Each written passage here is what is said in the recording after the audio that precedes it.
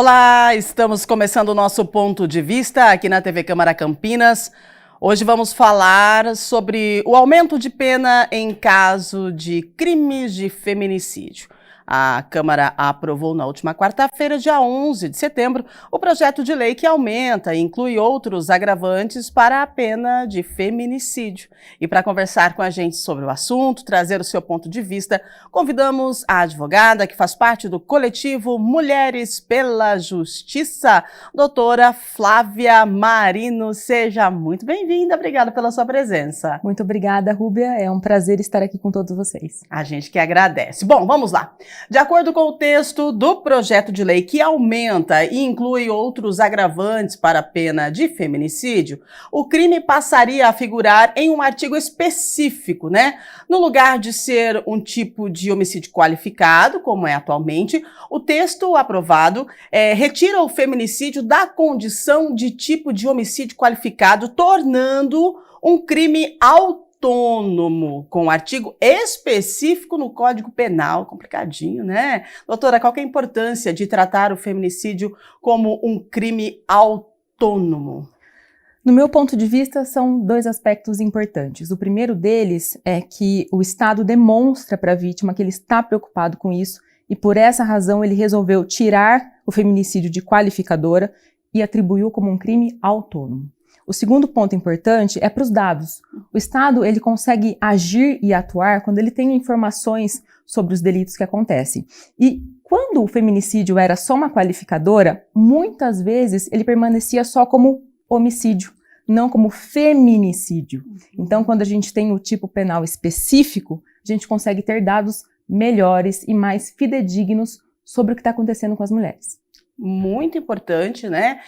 Até porque o projeto de lei, ele estabelece que o condenado deve cumprir 55% da pena em regime fechado, né? Caso seja condenado por 40 anos, deve então passar por 22 anos na prisão. Do seu ponto de vista, doutora, o aumento da pena pode inibir o feminicídio, né? Já que essa pena, a previsão é que ela seja aumentada aí por anos que a gente pode colocar que são consideráveis. São consideráveis.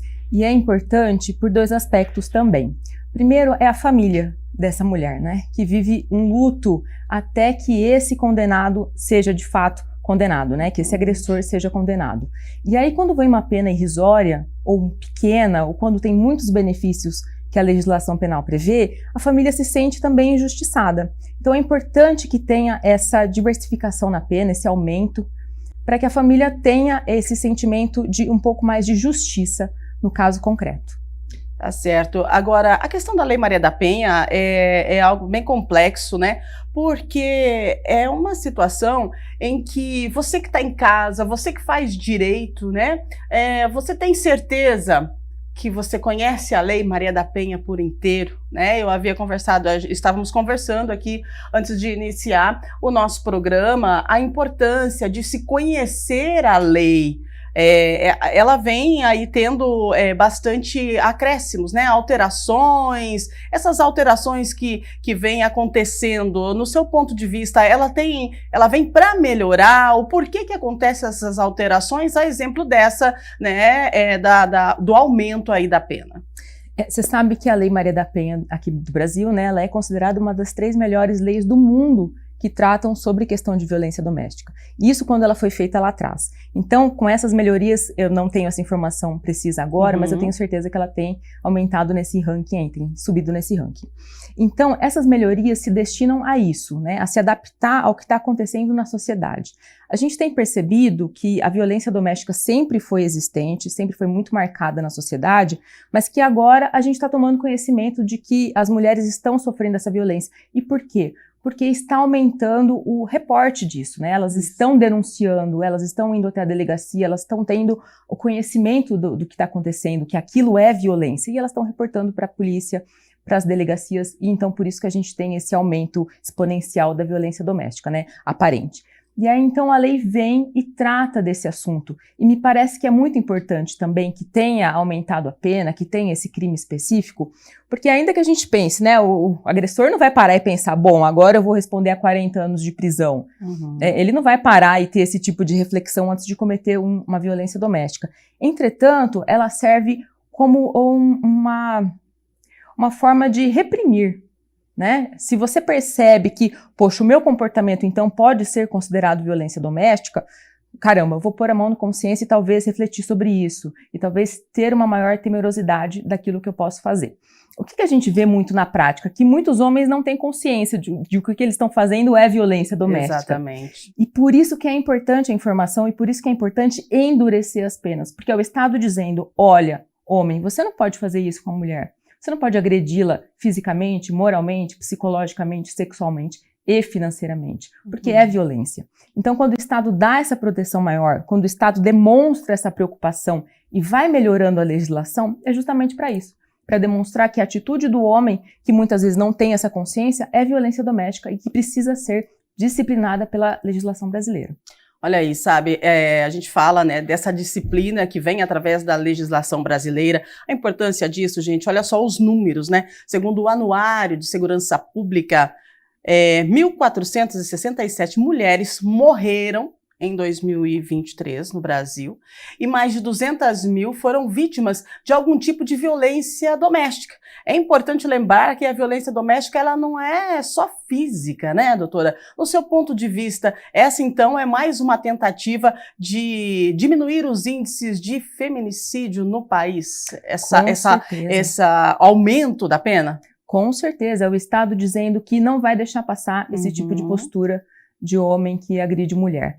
E aí é importante que você trouxe aqui também que não se restringe à violência física, porque a própria Lei Maria da Penha, que a gente comentou aqui, que é tão, às vezes, desvalorizada na graduação em Direito, né, que é o ponto principal daí, ela traz essas espécies de violência. Então, violência patrimonial, que a gente vê muito quando o homem não permite que a mulher retire os pertences pessoais dela de uma casa, quando ela abandona o lar ou vai embora quando precisa, né, que está sofrendo violência, ou quando o homem, então, não deixa que ela tenha bens particulares, ou quando ele não deixa que ela trabalhe, isso é violência patrimonial. Violência sexual, que existe, inclusive, em relacionamentos. Exato. Não é porque eu sou casada com alguém que esse meu marido, namorado, enfim, ele não possa cometer uma violência sexual contra mim. Violência moral, violência psicológica, muito além da violência física. Então é importante que a gente tenha conhecimento dos tipos de violências para que saiba reconhecer e tomar as providências que são necessárias. E aí, então, para que o Estado venha depois e fale, bom, está acontecendo muita violência, eu estou reparando nisso, vamos atuar através do Legislativo. Não é o ideal? Lógico que não, né? O ideal seria que atuasse no preventivo, que não existisse essa postura. Perfeito. Mas, quando acontece, é interessante que o Estado tenha essa postura ativa. Eu estou muito feliz com o Estado brasileiro por ter essa iniciativa e realmente levar a cabo. Vamos esperar agora que tenha a sanção presidencial, né?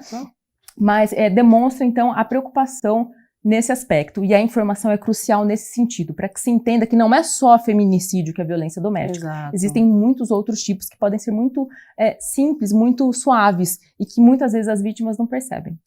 São detalhes que às vezes acabam passando batido, porque a mulher ela tá ali, tá vivendo, né, no seu dia a dia, e aí acontece um empurrãozinho aqui, acontece um xingamento ali, acontece uma alteração de voz ali, e aí o que acontece com a cabeça da mulher, que a mulher ela já vem, né, treinada, é cultura, né, a mulher ela tem que ser submissa, o homem é o provedor e a mulher cuida dos filhos, e o homem chega nervoso em casa, e coitado, ele só estava nervoso porque não teve um dia bom. Trabalhou o dia inteiro, você ficou em casa. Exatamente, né, então assim, a importância da informação que a gente repassa para você aqui nesse momento, no ponto de vista com a doutora Flávia, gente, é algo assim primordial, porque você precisa conhecer a lei, né?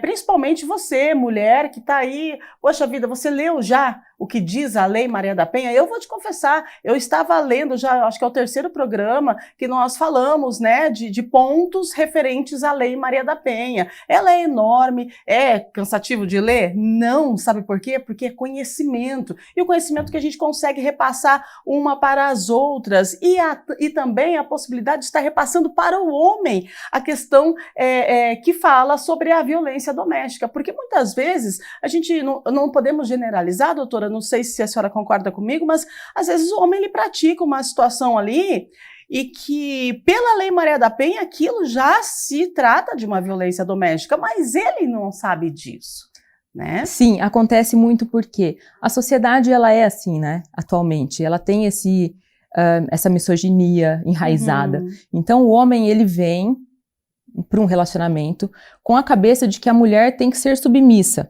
Então, se ela faz qualquer coisa que foge da expectativa dele, ele vai atacar, né? E aí, quando chama de louca, quando ofende a aparência física da mulher, ou quando não permite que ela trabalhe, tudo isso é violência. E aí, muitas vezes, a gente tem percebido na prática que o homem chega na audiência, e a gente faz bastante audiência lá no Mulheres pela Justiça, e ele diz, olha, mas eu não fiz nenhuma violência doméstica contra a minha namorada, esposa, companheira, eu só empurrei, eu só chamei ela de louca, porque ela estava agindo como louca. Então, eles sempre encontram uma justificativa na cabeça deles de que valide o comportamento. E aí, a gente percebe que realmente falta informação. Talvez aquele homem agora, para a gente conseguir mudar, seja difícil, mas é importantíssimo, no meu ponto de vista, é importantíssimo que existisse nas escolas já a inserção desse assunto, de que o coleguinha não pode ofender a coleguinha. A gente espera que esse tipo de coisa venha de casa. Mas se não vem de casa, a gente espera também que o poder público, percebendo a situação e a necessidade, que ele intervenha. Que ele diga, olha, não pode, a mulher tem que ser respeitada, ela não é inferior ao homem, ela não é submissa ao homem, ela é um ser independente com direitos, né? Ela é um ser humano e tem que ser respeitada.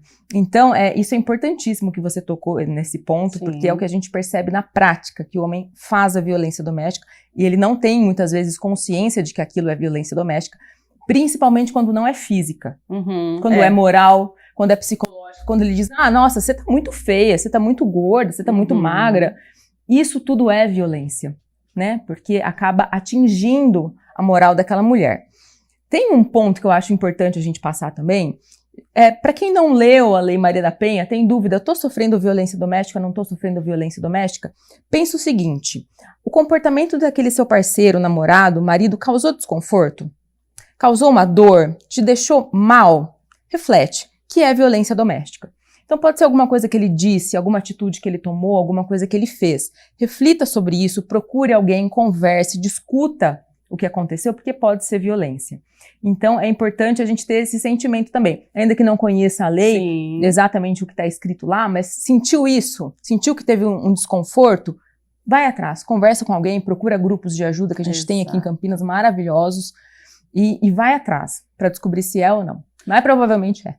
A gente precisa ter a informação, né? Olha só, doutora, o projeto, né, também altera a Lei Maria da Penha, aumentando a pena para os condenados que, durante o cumprimento da pena, descumpram medidas protetivas. Se um presidiário ou preso provisório por crime de violência doméstica ou familiar ameaçar ou praticar novas violências contra a vítima e seus familiares durante o cumprimento da pena, ele será transferido para um presídio distante do local da residência da vítima, né? Agora, eu quero saber o seu ponto de vista, porque assim, ele está cumprindo, né? E aí ele praticou algo contra a família da vítima ou a vítima. Ele vai ser transferido para um presídio longe, né, do local de origem.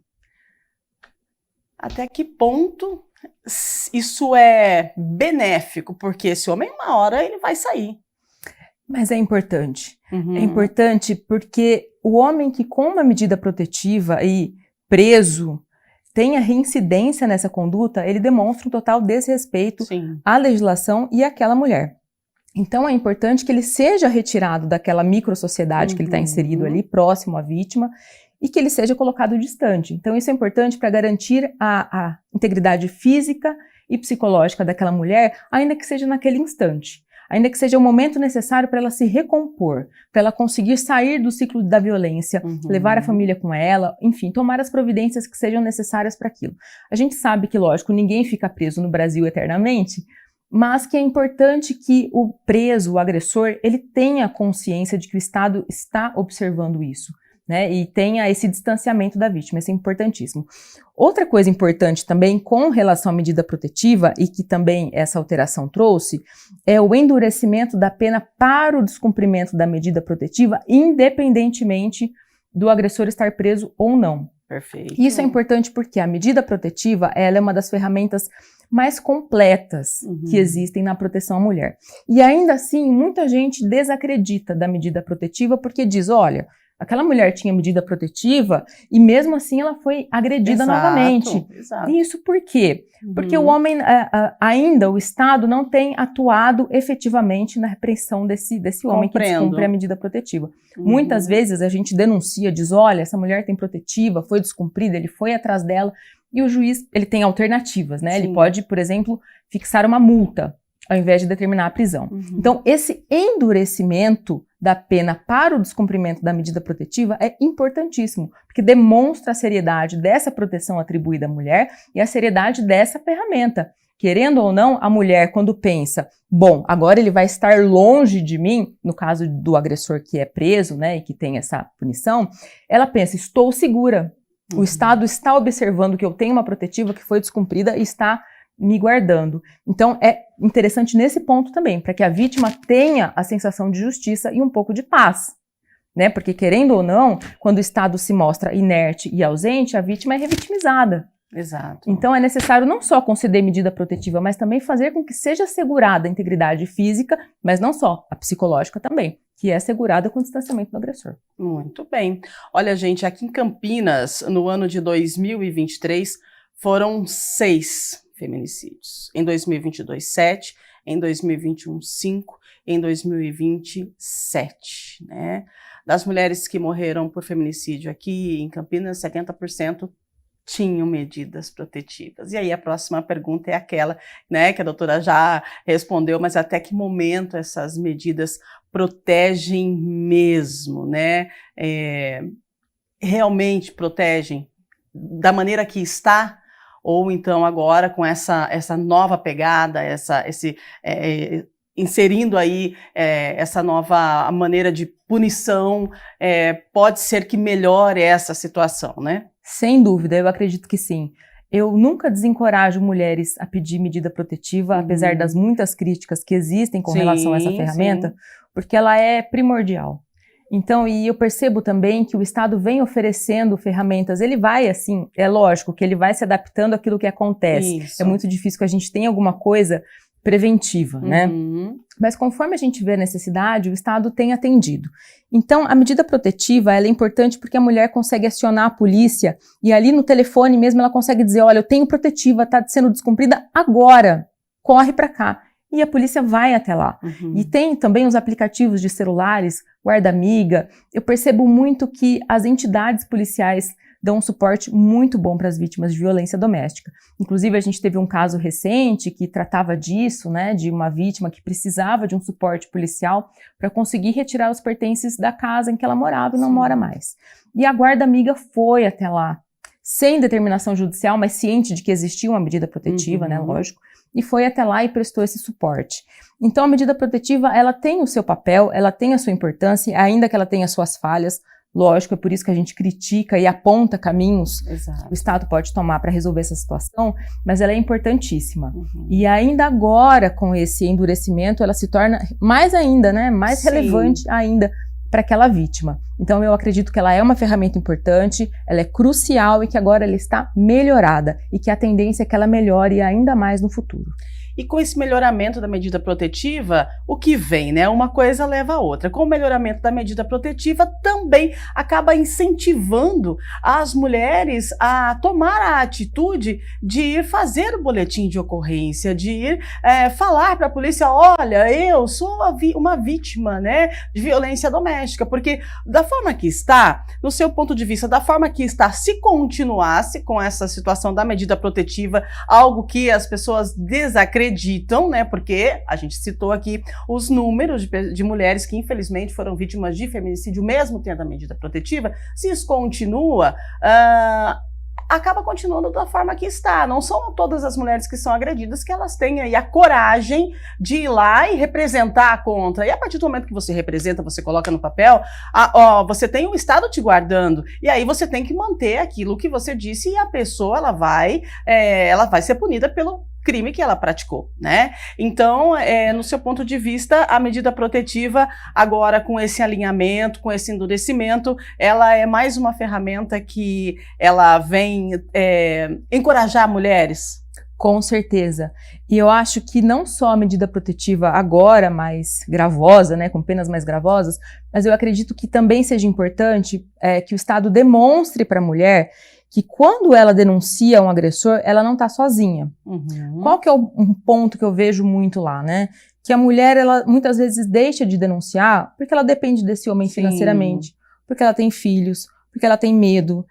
Então o Estado, quando ele demonstra, olha, se você denunciar, eu tenho aqui um auxílio aluguel para você. Eu tenho aqui um abrigo que você pode ficar. Eu vou dar preferência para suas crianças na escola. Então, quando ele demonstra que existem ferramentas que vão dar suporte para aquela vítima, ela se sente mais confiante também.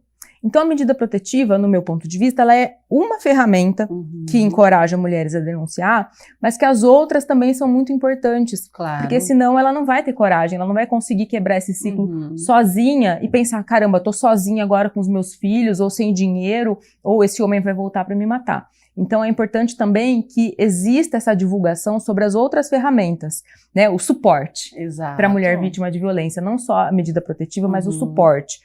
Cursos, trabalho, inclusive eu não sei se eu posso, mas aqui em Campinas tem um órgão chamado CEAMO, maravilhoso, que ele inclusive dá cursos de formação para mulheres vítimas de violência, ajuda na recolocação profissional, auxilia nas questões sociais. Então é um órgão muito completo que presta esse suporte. Eu acho importante sempre falar deles por isso, porque a vítima muitas vezes está lá sozinha, naquele ciclo de violência, se sentindo sozinha, né? Sim. Não sozinha, mas se sentindo sozinha e sem perspectiva e sem esperança. Mas não, denuncie. Não vai ser um problema para você isso. Você tem um pessoal grande atrás te ajudando. Você tem o Estado te suportando. E grupos, e enfim, muitas mulheres que vão te dar o suporte e ajuda necessárias para sair desse ciclo. Então, denuncie.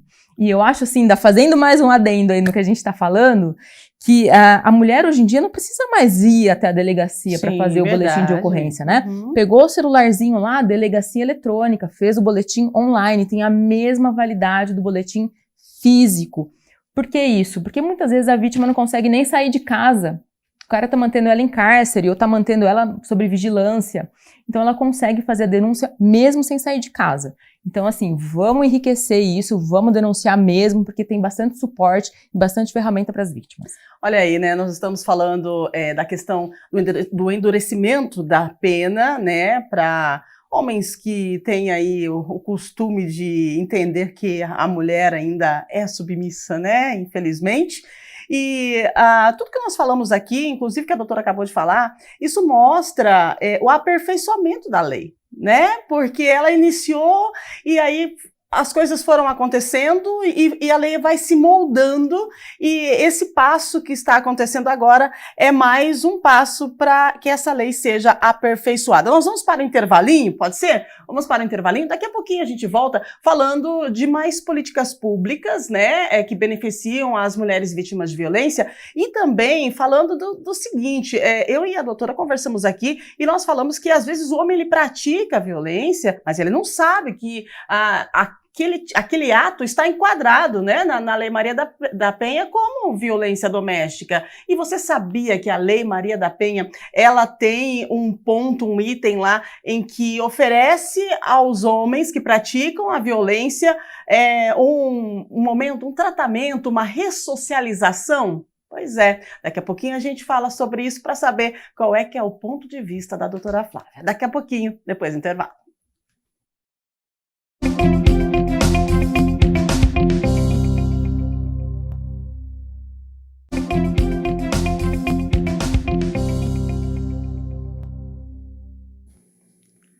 Estamos de volta com o nosso ponto de vista, recebendo aqui a advogada, a doutora Flávia Marino. Nós estamos falando sobre essa questão aí do aumento de pena, né, para quem comete aí o feminicídio, né, agora é de 20 a 30, e aí se o presidente sanciona, passa de... É de 20 a 40, hoje de 12 a 30, passa de 20 a 40. Tá certo, hoje de 12 a 30, caso venha a ser sancionado esse projeto de lei, 20 a 40. De 20 a 40 anos, né? Olha só, a Lei 13.984, de 3 de abril de 2020, alterou o artigo 22 da Lei Maria da Penha para obrigar o agressor a frequentar programas de recuperação e reeducação e ter um acompanhamento psicossocial. É isso mesmo. No seu ponto de vista, né, o que tem que ser feito antes, doutora, dele dizer ou dar indícios que vai matar? Porque todos os casos de feminicídio, a gente percebe que é algo que acontece, mas ele não é o primeiro ato, né? A pessoa não fala, eu vou matar a mulher e vai lá e mata, assim. Vem dando indícios. Exato. Né? E aí, dentro desses indícios, pode ser que o agressor, ela vá lá, faça o boletim de ocorrência, e esse agressor pode ser que ele tenha aí a oportunidade de entrar na ressocialização que está previsto na Lei Maria da Penha, me corrija se eu estiver errada, e aí, de repente, ele voltar, né, a conviver em paz com essa mulher, né? No seu ponto de vista, o que a gente pode falar sobre essa questão de ressocialização? O primeiro aspecto importante da sua fala, Rúbia, seria justamente que o feminicida não é o primeiro passo, né? Ele demonstra que está acontecendo isso, dando outros sinais, como, por exemplo, ameaças verbais, ameaças físicas, psicológicas, morais. Nunca é o primeiro passo o assassinato, lógico, né? Uhum. Então é importante que essa mulher, no primeiro sinal de violência doméstica, que ela tome a providência, que ela tenha a coragem de quebrar esse ciclo nesse primeiro sinal. Entretanto, se não for o caso, quando vem a ressocialização desse homem, ela é importante porque, como a gente já debateu aqui no primeiro bloco, muitos agressores não têm a consciência de que o que eles estão fazendo é violência doméstica contra a mulher, que o que eles estão fazendo é contra a dignidade daquela pessoa. Então, a ressocialização ela vem como uma medida preventiva de algo pior, né? E para esclarecer, para realmente informar aquele homem do que ele está fazendo, para chamar a realidade, para chamar a atenção. Olha, você não pode continuar com essa postura. E aí, então, é importante que tenha essa informação e esse acompanhamento psicossocial também. Nesse sentido de prevenção. Uhum. Mas é importante também que a mulher tome a providência logo ao primeiro sinal para que possa existir essa ressocialização. Depois que ele praticou o feminicídio, ainda que tenha possibilidade, né, mas aí o crime já está cometido, uma vida já foi perdida, né? Então é importante que ao primeiro sinal essa mulher tenha a coragem de tomar essa providência, de denunciar, para que então talvez possa esse agressor ter conhecimento daquilo que ele está fazendo, tomar essa consciência, ser ressocializado. É uma esperança que a gente tem, ainda não muito concretizada, não é assim o que a gente vê na maioria das vezes, que acontece na prática, mas é uma esperança, é uma ferramenta que existe na lei e que a gente espera que seja bem aplicada. Então, né, são ferramentas que existem na Lei Maria da Penha, como conversávamos aqui, tem muita gente que não conhece a lei completa, a lei inteira, e essa ressocialização, ela está prevista na Lei Maria da Penha e é preciso políticas públicas para que essa ressocialização aconteça. Mas se a gente for parar para pensar e fazer uma linha do tempo, né, há indícios aí, se você fizer uma linha do tempo, na questão da violência doméstica, que inicia com um grito, que inicia com um empurrão, aí a mulher ela faz a denúncia, aí esse homem, ele é levado, né, e pode ser que, vamos lá, coloque uma tornozeleira eletrônica, enfim, e aí ele tem a oportunidade de fazer esse momento de ressocialização, e aí depois ele volte para casa e consiga levar uma vida em paz com a mulher. Você está vendo, né? São pontos que levam a uma vida de mais tranquilidade. Mas isso depende do quê? Da informação, de saber de que isso existe, né? E também da coragem da mulher em fazer a denúncia. Agora, vamos lá, coragem da mulher em fazer a denúncia. poxa, medida protetiva, será que vale? Será que não vale? Ele está com medida protetiva, mas acabou cometendo um feminicídio. Agora, com o ajuste, pode ser que as coisas melhorem. Então, a gente percebe um melhoramento em vários aspectos e várias vezes por ano acontece, né? Porque são vários artigos assim que são alterados na Lei Maria da Penha, buscando trazer aí uma melhor condição de vida para a mulher e também mostrar para o homem, né, que a mulher está amparada pelo Estado. Então, Sim. no seu ponto de vista, doutora, a Lei Maria da Penha, né, ela vem melhorando bastante. O que tem algo assim que é primordial para que ela realmente tenha um peso maior, para que as coisas mudem aí num futuro não tão distante? Um ponto importante que você trouxe agora da tornozeleira eletrônica, né? A gente debatia muito isso quando não tinha esse projeto de lei ainda, porque a gente dizia, olha, 70% dos agressores reincidem e as mulheres têm medida protetiva porque não tem tornozeleira. Uhum. Se tivesse uma fiscalização eletrônica, talvez isso não acontecesse. Talvez o Estado já tivesse alerta e poderia intermediar a situação rapidamente.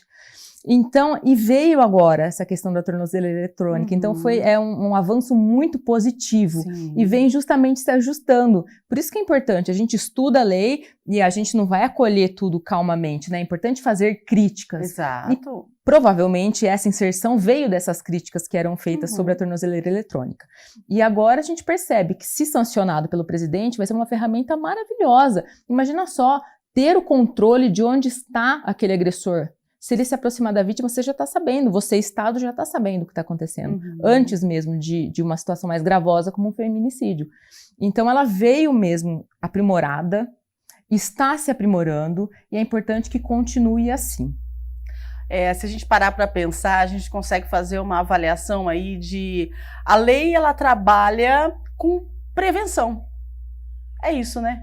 Porque a ideia é essa, né? A ideia é trabalhar com a prevenção. Eu acho que são dois pontos, né? O Estado, ele tenta prevenir, porque até reduz um pouco ali do custo dele, do que ele demanda, mas também reprimir. Então, a lei, ela é importante, a Maria da Penha, porque ela tem esse caráter preventivo, quando diz de ressocialização e dessas outras ferramentas, e punitivo também, quando ela traz a medida protetiva, e agora com essa inserção autônoma do agravamento da pena para descumprimento de medida protetiva, ela reforça o seu caráter punitivo. Então, tem que andar lado a lado, tem que ser preventivo, tem que ser caráter de informação para aquele agressor, para aquele homem que ainda não é um agressor, mas não tem conhecimento da situação, e também repressivo, para quando já aconteceu alguma coisa, algum crime. Então, esses dois paralelos são importantes e a lei prevê isso. A Maria da Penha é muito completa. Ela tem esses dois aspectos, né? E isso é importante. Muito bem. Olha, além desse projeto da lei, né, que a gente acaba de discutir, em maio de 2024 foi sancionada a Lei 18.857, de 2024, que impõe sigilo ao nome da vítima em processos nos quais se apuram crimes de violência doméstica e familiar contra a mulher. No seu ponto de vista, qual a importância de tornar pública a ação penal relativa ao crime de ameaça contra a mulher por razões aí de condição do sexo feminino, doutora? Importantíssimo. E nem deveria ser só ameaça, deveriam ser todas. A injúria, a calúnia, a difamação, todas. Porque a mulher, ela está passando por um ciclo de violência, ela consegue reunir aquela força para fazer a primeira denúncia. Ela faz. E aí, quando lá na delegacia ela pode ser informada, como pode ser que não seja, que ela precisa representar aquele boletim de ocorrência. Você acha que na cabeça dela vai passar? Para ela fez a denúncia, tá ali, tá pronto. A polícia tem a informação em mãos para tomar as providências necessárias. Então, muitas vezes, ela não tem consciência total do que representar significa. Ela não sabe que ela tem que voltar lá depois e falar assim, olha, eu quero representar, eu quero que ele seja... Exato. E se deu 6 meses, acabou, perdeu, não pode mais ir atrás. Esse caso é um. Tem o outro caso também de quando a mulher faz a denúncia e depois o homem agressor entra no período de lua de mel, que é um dos ciclos da violência doméstica, e ela entende que aquele homem melhorou. Ele não é mais um agressor, ele realmente é o amor da minha vida. Ele teve um episódio de violência e agora ele voltou a ser quem ele era. Então eu vou tirar a queixa porque eu não quero prejudicar ninguém. Então é importante que seja automático por essas razões, para que não dependa da providência da vítima, que muitas vezes não tem conhecimento sobre que isso é necessário, como também por esse outro lado, que o agressor se demonstra carinhoso justamente para que ela tire a denúncia, para que não leve em frente e que seja automático, independentemente de providências da vítima. Importantíssimo. Muito bem. E também melhoram os dados, né? Ah, sim, claro, né? É verdade. Estamos aqui com a doutora Flávia Marino. E olha, tem aí, segundo o projeto, né, que o projeto, quem cometeu crimes contra a mulher fica impedido de ocupar cargo público ou de exercer mandato eletivo. A perda automática, a perda automática, né, do cargo ou do mandato. Qual a importância dessa alteração? Porque a gente pode perceber, eu acho que tem notícias aí, se você dá um Google, você vai ver que tem algumas pessoas que trabalham, né, que têm cargos, que às vezes até pessoas que trabalham na política, enfim, pessoas que tiveram situações de violência doméstica, que a mulher foi lá, fez um boletim de ocorrência, enfim, e a pessoa está ocupando esse cargo. Poxa vida! Né? E aí agora nessa alteração está prevista que se a pessoa ela tem um episódio de violência doméstica, ela não está apta para ocupar cargos públicos. A importância dessa alteração, doutora?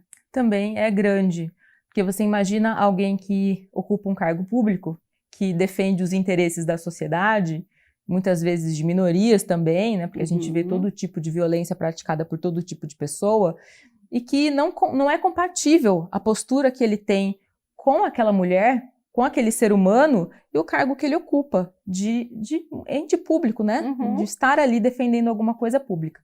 Então é importante nesse sentido, para manter a lisura tanto dos órgãos públicos, né? Mas também para demonstrar para a vítima que ela é importante para o Estado e que aquilo não vai ser passado em branco, que ele não vai ter a vida dele tranquilamente mantida e ela sofrendo todas as consequências. Então, eu acho importante, em razão dessa incompatibilidade entre o cargo que essa pessoa pública ocupa e também em razão da vítima, que merece essa resposta do Estado. Muito bem, gente. Olha só, o nosso ponto de vista hoje, falando dessa alteração, né, da pena para pessoas que cometem o feminicídio e a importância de toda essa alteração que a Lei Maria da Penha vem sofrendo, o ajuste, né, que vem acontecendo desde que ela foi lançada. Olha, os mecanismos de proteção criados ao longo dos 18 anos da Lei Maria da Penha têm um reflexo positivo. Né, no seu ponto de vista, ele é mais positivo do que negativo? Precisa melhorar muito ou está num caminho legal? Está no caminho ótimo. Eu sou super defensora da Lei Maria da Penha, né? Eu gosto bastante dela, a gente atua bastante com isso no grupo Mulheres pela Justiça, e eu percebo que ela tem ferramentas muito boas, a lei em si é muito completa, e ela prevê a medida protetiva, ela prevê a perda de posse de arma, de porte de arma também, essa questão dos cargos públicos que agora vem, né, com essa alteração. Então ela é muito completa, ela prevê bastante coisa para a mulher, inclusive que os processos das vítimas de violência serão preferenciais, né, porque aquela mulher às vezes precisa de uma resposta rápida do Poder Judiciário para conseguir sair daquele ciclo de violência. Então todas as alterações que ocorreram nesses 18 anos, que agora é maior de idade, Sim. A Maria da Penha, foram positivas no meu ponto de vista, foram todas boas, atenderam pontos que realmente eram sensíveis ali, que não eram atendidos muito bem, e eu acredito que a tendência é que se mantenha essa melhora. Eu espero que seja assim, eu fico muito feliz que o Brasil realmente esteja no topo das melhores leis que tratam de violência doméstica, espero que continue dessa forma, porque as nossas mulheres e as mulheres de todo mundo, lógico, merecem essa atenção, merecem essa quebra desse ciclo de violência, e os homens também merecem ter a oportunidade de ter a informação para que não cometam nenhum tipo de violência. Então ela é muito positiva em todos os aspectos, e as melhoras que foram trazidas nesses 18 anos também foram positivas do meu ponto de vista. Não percebi nada ruim. Muito bem, doutora Flávia, né? Olha, gente, é assim, né? E amores inventados são amores que matam. Tem que prestar atenção, né? Quem é exagerado no amar também pode ser exagerado no odiar, não é isso, doutora? Sem dúvida. Percebeu que aquele ciúmes é muito exacerbado, que ele não permite que você saia de roupa curta no ponto de vista dele, ou não permite que você tenha amigos, não permite que você estude. Às vezes a mulher pode sentir que aquilo é um cuidado, né? Eu estou sendo cuidada pelo meu companheiro, olha como ele se preocupa comigo, ele tem receio de me perder. Mas não é isso, né? É um sentimento de posse que está atrelado a essa violência. É o que vem na sequência, quando a mulher toma consciência de que aquilo não é natural, o que vem na sequência é a violência, né? Ainda que seja uma violência verbal, uma moral, psicológica, financeira ou até mesmo a física, sexual. Então, é importante que tenhamos consciência disso, né? Que não é um amor demais, não existe isso, né? É realmente uma situação que indica violência, que pode indicar violência, que pode ser grave. Então, se resguarde, né? Procure alguém, converse, não custa nada. É isso mesmo. E repasse a informação para a sua amiga, para a sua família, né? Esse bate-papo aqui, esse nosso ponto de vista, o ponto de vista da doutora Flávia Marino é muito importante, é uma pessoa que detém aí da informação, conhece a Lei Maria da Penha e falou com a gente sobre essa alteração, né, que está para acontecer caso o presidente venha sancionar. Eu gostaria de agradecer a sua presença com a gente, obrigada sempre, né, por estar, o pessoal lá que trabalha contigo sempre aí, quando a gente liga, o pessoal sempre solícito, vem, traz informação, né, conversa, bate-papo, leva conhecimento, compartilha conhecimento com as pessoas que estão em casa. Isso é muito importante, a gente agradece demais. Eu que agradeço a oportunidade de falar com você e com vocês todos sobre esse assunto tão delicado, tão importante. Então, muito obrigada. Doutora Flávia Marino com a gente aqui no Ponto de Vista de hoje. Quero agradecer a sua audiência, quero agradecer a sua companhia. Lembrando, informação, tá? Informação aí no caso da Lei Maria da Penha, são informações que salvam vidas. Fique atento e cuidado com amor exagerado demais, tá bom? Beijo grande para você, forte abraço e a gente sempre se vê aqui na TV Câmara Campinas.